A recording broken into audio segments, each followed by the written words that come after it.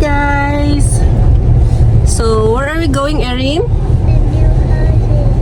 Yeah, we're going to check yung new house. It's Saturday today at maaraw pero minus 15. Yeah, so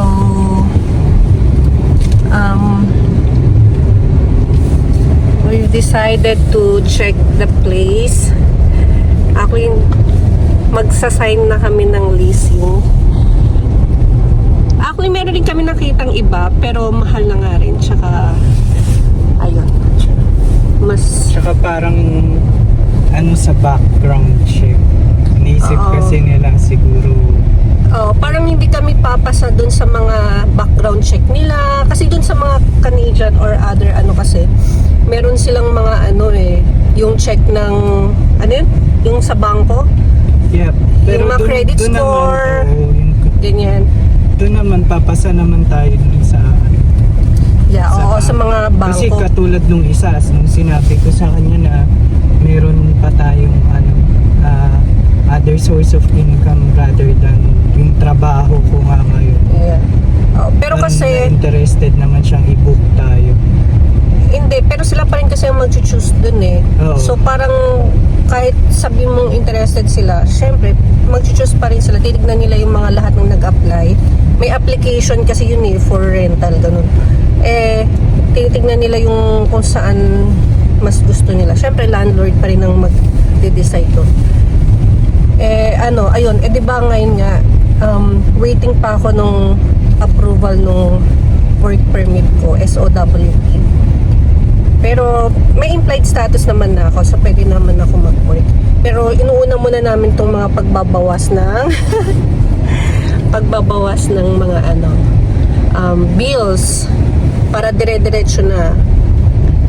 Tapos ayun, kasi dun sa mga application kasi sa rental, meron yung mga background check sila, merong yung credit score, tas yung mga bangko, tas mga ganun-ganun, ang daming hinihingi, payslip, paystop, ganun. Tsaka kaya hindi rin tayo nakakaano kasi hindi natin sinasabi sa kanila na currently for almost 3 years or 2, mas malaki yung rent na binabayaran natin monthly.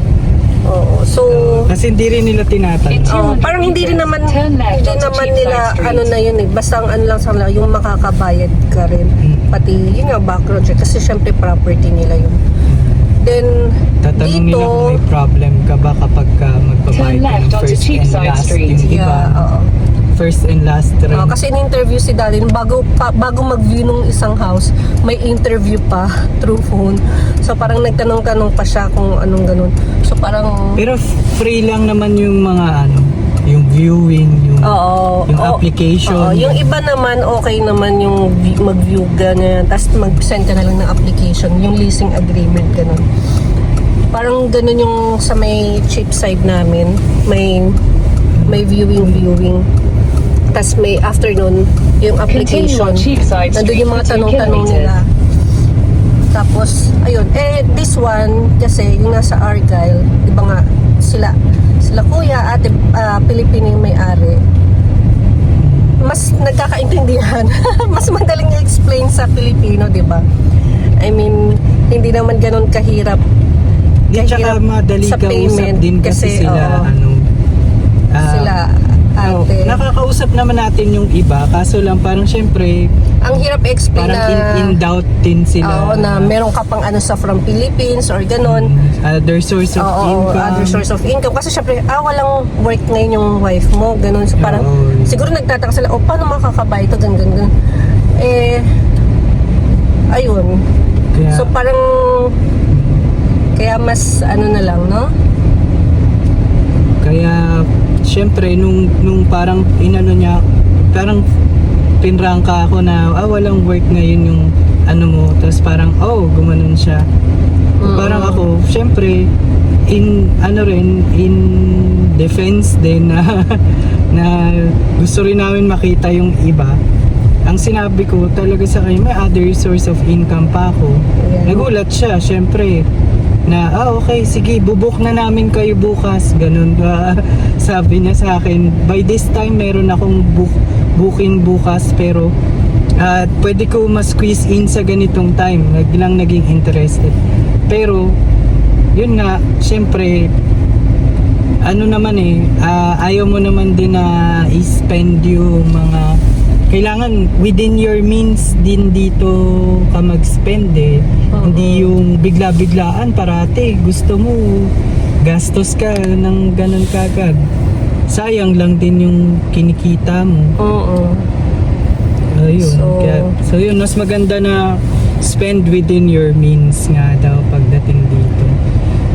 Lahat naman na nagsisimula na syempre nagtitipid din Kasi yung iba nakikita ko dun sa nagagalit kasi nagbenta na sila ng mga properties nila dun sa home country nila, ganun. May mga nakakausap din ako na ganun.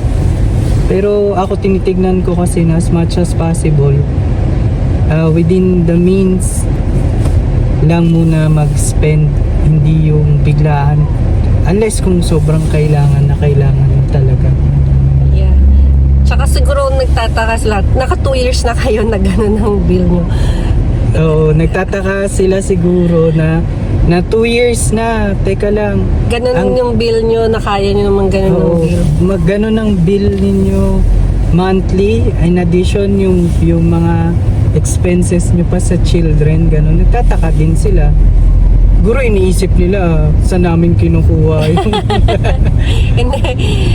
Nag-work naman ako, kaya lang syempre, di ba? Nag-work si Mami, tas Half-half ano nag-work rin. din. Oh, hindi ako yung totaling full Part-time year, siya. part-time.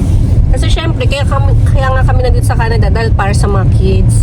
So, priority syempre lagi yung kids. Kung ano yung syempre, kung kami lang work lang sa Pilipinas, kaya naman mag-work doon, di ba? Tsaka kahit dito, Oo. Pero ano, syempre, priority natin yung kids talaga. Yung kung saan sila...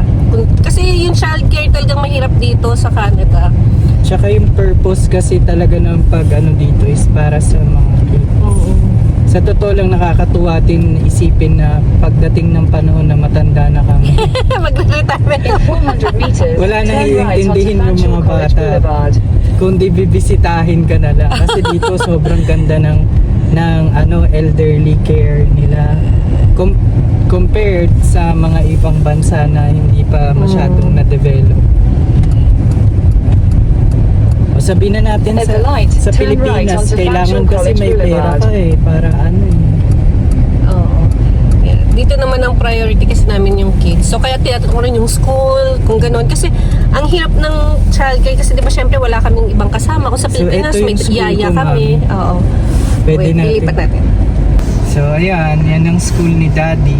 Oo, fan show. So, nag-international student si Daddy dito ng 2 years. Tapos na siya. Tapos na Kaya ako. nasa PGWP na siya. Graduated gerontology. And health system. At saka health system management. Yeah. Oo nga pala, President Honor Roll. Sorry. Hindi kasi pinaghirapan ko yun. Ilang araw, Naka naman siya ng nagpuyat. presidential President Honor Roll. President honor roll dito sa fan show. Sa fan show. So, Uy, hindi madali kaya siguro na-approve agad yung PGWP niya. Parang 1 month pa lang meron na agad result si Daddy tsaka yung 2 bata. Sila meron na silang permit. So, ako ngayon nung November lang, nung December lang kami Hindi sa nag-apply. totoo lang sa mga kabayan, kapag sinabi mong ganun, hindi na bago sa kanila Magagaling yung mga Show. Pilipino na kakilala ko diyan. Yeah. Yung oo. iba nagiging parang tiga tulong pa sa international, lalo na pag nandyan sa fan show din. Kasi magaling sila sa mga proseso, mabait na yung mga ibang kabayan natin. Oo. Natatalino, ganun.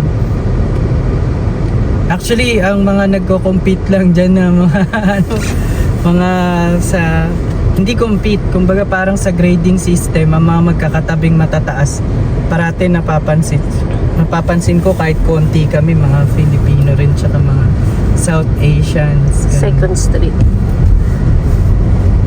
Yeah.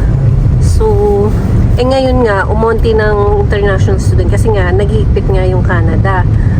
So, ayan, kaya sabi nila, bumababa yung rent ngayon dito sa London. Nag-higpit ba? Iba lang yung... nagbaba ng sila ng numbers ng tatanggapin ng students. Ito pala yung isang public school pero malapit sa Fanshawe. Forest City. Ito kasi second street siya papunta doon. So ayun, kaya kahit medyo malayo, siguro mag-ibang friends naman na sila Bonjat. Yun lang. Pero pwede pa rin nila inform na lilipat lang sila malapit din dito. Pwede rin mag-visit, ganun, or yung play date. Yeah, tsaka magbabawas kami ng gamit. Oo. Yeah, yun lang din ang inisip namin kung paano magbawas ng gamit. Tapos, yung sa mga kids, kasi nga yung childcare, yung childcare mahirap dito. Yung 47 years speed limit. Yeah, so Yung, syempre sa Pilipinas, may yaya pa kami nun. Pero ngayon dito, kami-kami na lang. So, kaya mahirap talaga yung 400 meters, childcare turn left onto dito. Dundas Street. Either ipasok mo sila sa before and after school, di ba? Ganoon. Pero syempre dahil schedule nga namin, nurse, PSW, 6 to 2, 2 to 10, 10 to 6, parang wala namang before and after na 6 o'clock or 5:30 AM dapat nandun sila. Wala namang ganung At the daycare light, yata. turn left Ganun onto Dundas kaaga. Street, then turn right onto Vancouver Street. So either talagang magkaroon ka ng kasama or mapag-iiwanan. Or yun nga, kailangan namin mag-adjust ng schedule, palitan kami. So yun yung talagang mostly struggle ng mga dito, family dito sa Canada, yung childcare. Kaya may childcare benefit naman natatanggap. Kasi nga, yun yung mga pangbayad nila sa daycare or sa whatever, ganoon. So, ayun, malapit na kami. Ayun o. Maganda yung weather ngayon, in fairness, pero minus pero 12. sabi minus 50 Oo, daw. in Ngayong fairness. araw na. Pero parang hindi naman. Yeah.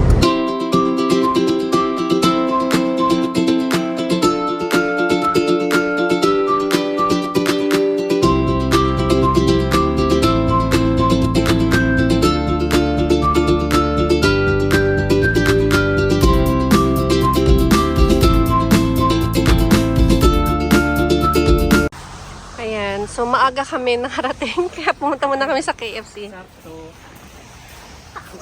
Para sa hindi masyadong magagaling sa sasakyan, malapit sa'yo, ayan na. May auto posit. repair service, pati ito, auto repair service. Ayun, Gibraltar, At market. mayroong surprise. KFC. KFC, favorite ni Bon. Yeah.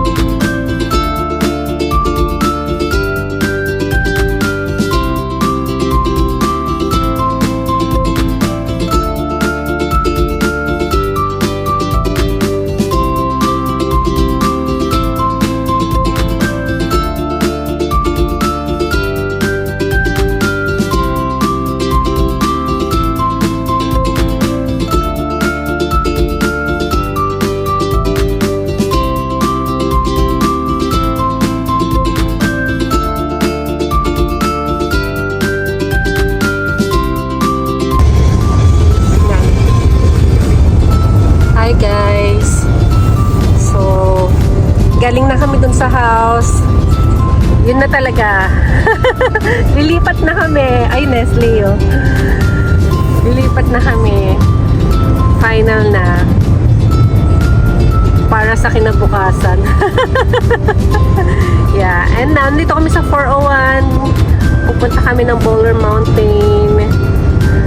Tapos, kasi tinignan din namin, sinama namin yung mga kids para makita nila yung place. Tsaka, makita nila yung school, ganoon, yung neighborhood. Okay naman siya. Malapit siya sa KFC. Kumain sa KFC. Kumain kami sa KFC kanina. Tapos, ayan, maganda yung weather ngayon. Bukas mag-snow na naman. Paiba-ibang weather ngayon dito. Snow, sunny. Pero ano yun, -12 ngayon, ha? Na may araw. Tapos, papunta kami ng Boulder Mountain. Yeah, yan yung 401, tas 402. In 800 meters, 402. keep right to continue on Ontario 402 West. Follow signs for Sarnia. Yung daanan ni Daddy everyday. Yeah, pagpapunta siya sa... Pero pagpabalik, 402 nga ako. Oh, sa looban na siya Sa nga. looban. Ito papuntang Sarnia naman. Kasi ito yung Keep right west to side. continue on Ontario 402 West. West side ng London. Going 402 going to Sarnia.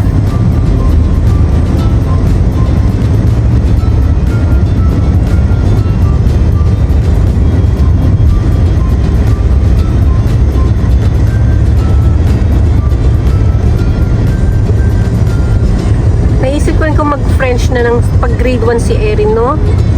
Sa ano na lang siya, French immersion.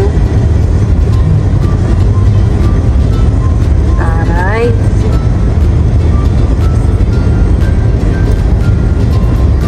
Tapos kausapin mo. Para matuto rin tayo. At least, may additional na saan ka pa si Daddy? English, Tagalog, Spanish, and Italian. Plus French. Plus French. Oo naman, di ba? Yeah. Saan mo gusto yung sa... Kasi nag-message na rin sa direction na lang. Nag-message na rin kasi sa akin yung TVSP. In 3 ba yun? kilometers, take exit Yung sa 98 for school. Colonel Talbot Road toward Ontario 4. Ano daw, pwede na daw magtanong or mag-apply for French pang grade 1. Kasi yun ang start talaga grade 1 ng sa French immersion. Kung ano yung malapit sa amin. Kasi yun yung isa sa... Doon kasi sa Knollwood, ang malapit doon sa may, yung malapit kila Tita Judy, tinataanan natin, yun yung French school. Pero kapag dito sa bagong bahay, yung Princess Anne na,